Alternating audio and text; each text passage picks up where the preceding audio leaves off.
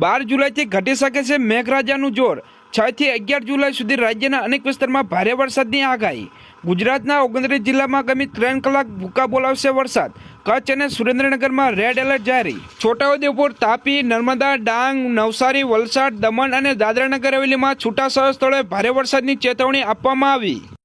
તો ગુજરાતમાં મેઘો મુસળધાર, સૌરાષ્ટ્ર અને ઉત્તર ગુજરાત સહિત ગાજવીજ સાથે વરસાદની આગાહી।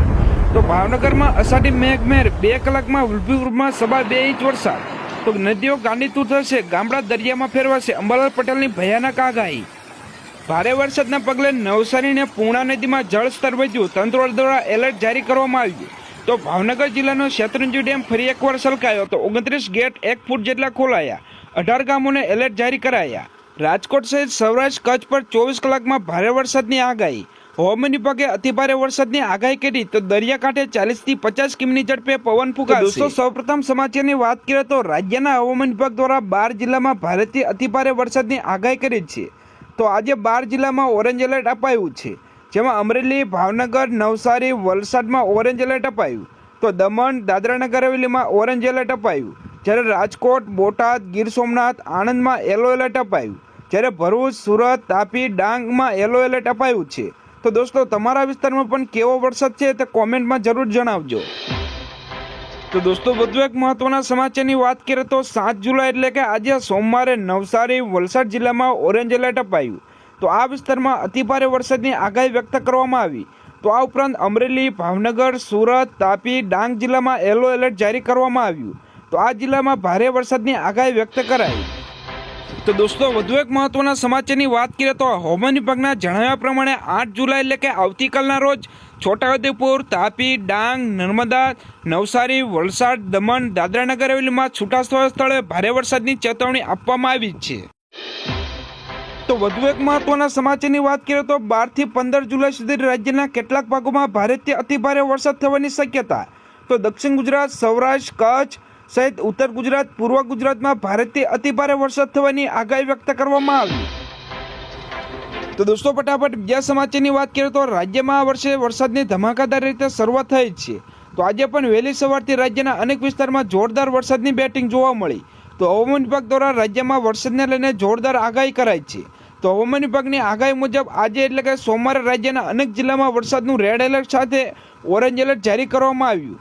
તો નવસારી, વલસાડમાં ભારેથી અતિભારે વરસાદની શક્યતા। ગુજરાતના સૌરાષ્ટ્ર અને દક્ષિણ ગુજરાતના વિસ્તારમાં વરસાદનું જોર સૌથી વધુ જોવા મળી રહ્યું છે। ત્યારે આજે દ્વારકા, વલસાડ, ડાંગ, અમદાવાદ, પાટણ, દ્વારકા, બનાસકાંઠા, સાબરકાંઠા, કચ્છ, દ્વારકા, પોરબંદર, નવસારી, વલસાડ, ડાંગ, સુરત, મોરબી, સુરેન્દ્રનગર, રાજકોટ, ગીર સોમનાથ, ભાવનગર સહિત અનેક જિલ્લામાં વરસાદી માહોલ છવાયો। હાલમાં વાતાવરણમાં 3 સિસ્ટમ સક્રિય થતાં વરસાદની સંભાવના છે। તો ઉત્તર અને મધ્ય ગુજરાત સહિત દક્ષિણ ગુજરાતમાં આગામી 3 દિવસ અત્યંત ભારે વરસાદની આગાહી। તો સૌરાષ્ટ્ર અને કચ્છમાં આગામી 48 કલાક અત્યંત ભારે વરસાદની સંભાવના રહેલી છે। તો દોસ્તો, ફટાફટ બીજા સમાચારની વાત કરીએ તો ગુજરાતમાં વરસાદ બોલાવશે ભૂકા। તો વળી હવામાન નિષ્ણાત અંબાલાલ પટેલ દ્વારા વરસાદની આગાહી વ્યક્ત કરી। તો દોસ્તો, વધુ એક મહત્વના સમાચારની વાત કરીએ તો હાલ ગુજરાતમાં સાર્વત્રિક વરસાદ સાથે ધોધમાર વરસાદ જોવા મળી રહ્યો છે। જોકે આગામી 12 જુલાઈ સુધી મેઘરાજાનું જોર ઘટે તેવી શક્યતા જોવા મળી નથી।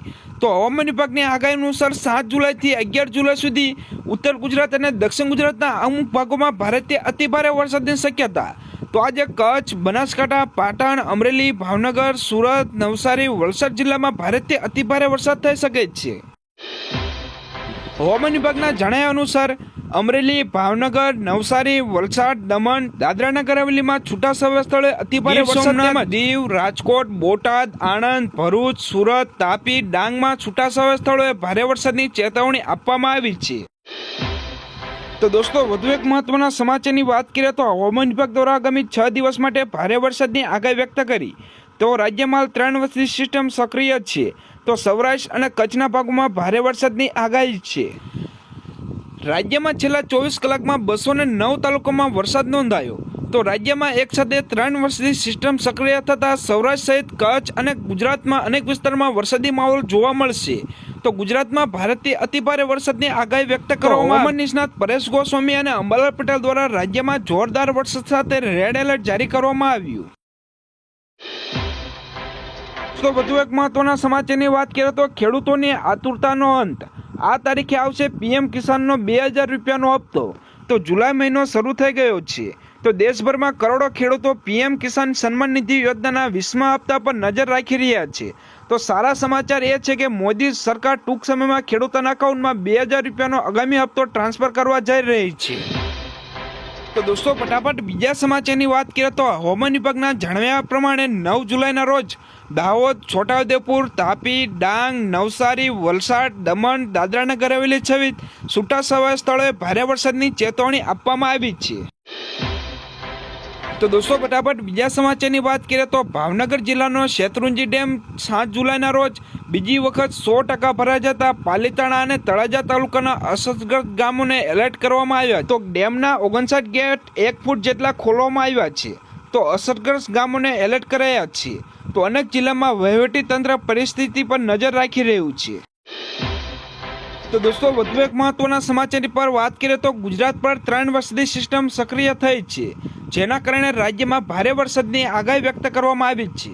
તો હવામાન નિષ્ણાત પરેશ ગોસ્વામી દ્વારા જણાવવામાં આવ્યું છે કે 10 થી 11 જુલાઈ સુધી રાજ્યમાં યથાવત રહેશે વરસાદ.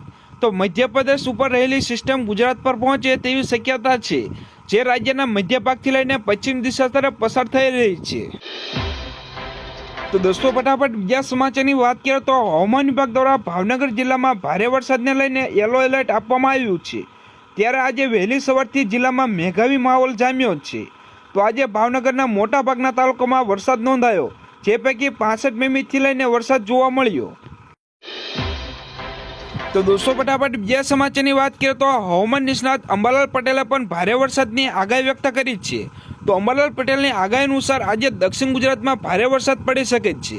તો ખાસ કરીને અમદાવાદ અને ગાંધીનગરમાં વરસાદની તીવ્રતા વધુ રહેવાની આગાહી છે. તો અંબાલાલ પટેલની આગાહી અનુસાર ઉત્તર ગુજરાતના કેટલાક વિસ્તારમાં ભારે વરસાદની સંભાવના. તો તેઓમાં વધુમાં જણાવ્યું છે કે 15 જુલાઈ સુધી દક્ષિણ ગુજરાત અને સૌરાષ્ટ્રના વિસ્તારમાં ચોમાસું સક્રિય રહેશે.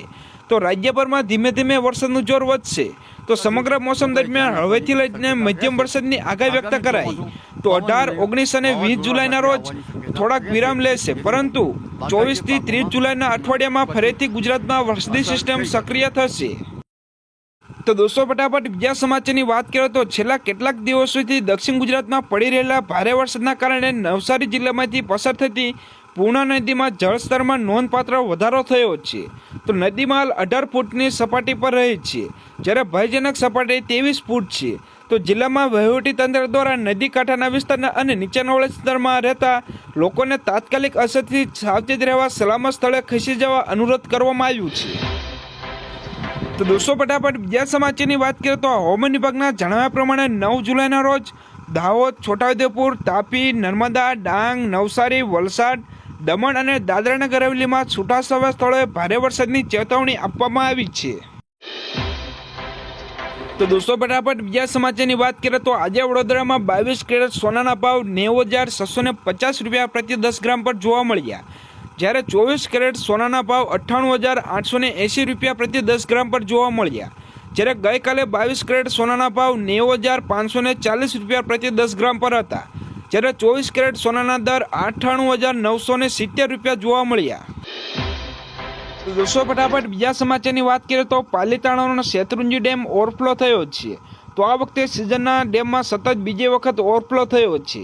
તો શેત્રુંજી ડેમ ઓવરફ્લો થતાં 20 દરવાજા 1 ફૂટ ખોલી પાણી છોડવામાં આવી રહ્યું છે. તો પાલીતાણા અને તળાજા સહિત તાલુકામાં 18 જેટલા ગામોને એલર્ટ કરવામાં આવ્યા છે. તો નદીના પટમાં લોકોને અવરજવર નહીં કરવા સૂચના આપવામાં આવી છે.